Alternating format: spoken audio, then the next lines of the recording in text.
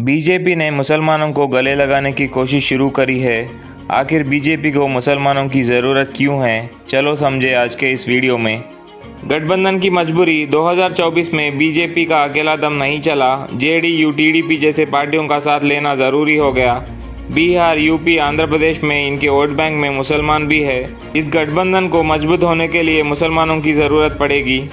BJP के खिलाफ बढ़ती हुई नाराजगी की वजह से बीजेपी का वोट शेयर कम हो चुका है। ये वोट शेयर रिकवर करने के लिए बीजेपी को मुसलमानों के वोट्स की ज़रूरत है। हिंदुस्तान में यूपी, बंगाल जैसे कुछ एरियाज में मुसलमानों की आबादी 30 to 40% तक है। वहाँ थोड़ा सा भी वोट बैंक शिफ्ट हो गया तो फिर बीजेपी की जीत पक्की होगी। इसलिए बीजेपी को मुसलमानों की ज़रूरत है। दुनिया को दिखाना। अमेरिका, ऑस्ट्रेलिया, फ्रांस, ब्रिटेन जैसे देशों ने बीजेपी को हमेशा एक इस्लामियोफोबिक पार्टी कहते हैं। दुनिया भर में इन लोगों की इमेज साफ करने के लिए बीजेपी को मुसलमानों की ज़रूरत है। दूसरी पार्टीज को ख़त्म या कमज़ोर करने के लिए बीजेपी को मुसलमानों का साथ चाहिए।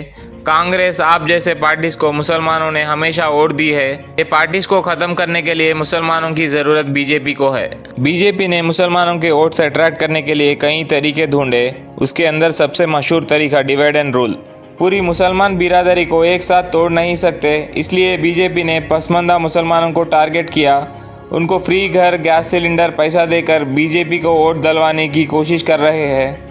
स्कीम्स का जादू चलाकर मुसलमानों को अट्रैक्ट करने की कोशिश चल रही है।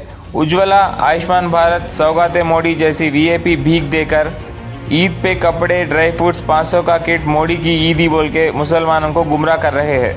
वक्फ बोर्ड के खिलाफ कानून बनाकर वक्फ बोर्ड की ज़मीनों को गरीब मुसलमानों में बांटने का झूठा वादा करके गरीब मुसलमानों के वोट अट्रैक्ट कर रहे हैं। दिखावट या सिंबॉलिक पोस्टों पे कुछ मुसलमान लीडरों को पोस्ट करते हैं, जैसे कि गवर्नर, एमपी। एड्स या स्पीचेस में इन लोगों को बताकर सबका साथ सबका विकास कहते हैं। इस बीजेपी के वोट बैंक पॉलिटिक्स से बचने के लिए हम सब भाइयों को साथ रहना होगा, इनके भीख को ठुकराना होगा और सब साथ मिलकर जुल्म के खिलाफ आवाज़ उठाना होगा।